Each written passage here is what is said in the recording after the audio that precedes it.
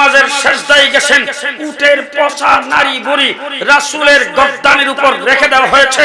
আমার নবীকে শেষ পর্যন্ত রাসূল যখন মক্কার লোকেরা দাওয়াত কবুল করে না, হুজুর মনে করেছেন তাইফে গেলে ওখানকার লোকেরা কবুল করে কিনা। সেখানে যাওয়ার পরে পাথরের বৃষ্টির মতো আঘাত রাসূলের উপর আসছে। মুহাম্মদুর রাসূলুল্লাহ সাল্লাল্লাহু আলাইহি ওয়াসাল্লামকে গৃহবন্দী করে চতুর্দিকে অবরোধ করে খানা পিনা লেনদেন সব বন্ধ করে দেওয়ার পরে গাছের পাতা খেয়ে রাসূল জীবন যাপন করেছেন, কিন্তু কোন বাতিলের সামনে মাথা নত করেন নাই। আল্লাহর নবীর ওয়ারিস হিসেবে পরিষ্কার ভাষায় বলে যাচ্ছি, 1400 বছরের ইতিহাস ইমামে আযম আবু হানিফা জেলখানায় মৃত্যুবরণ করেছে, বাতিলের সামনে মাথা নত করে নাই। আমরাও জীবন থাকতে বাতিলের সামনে মাথা নত করব না।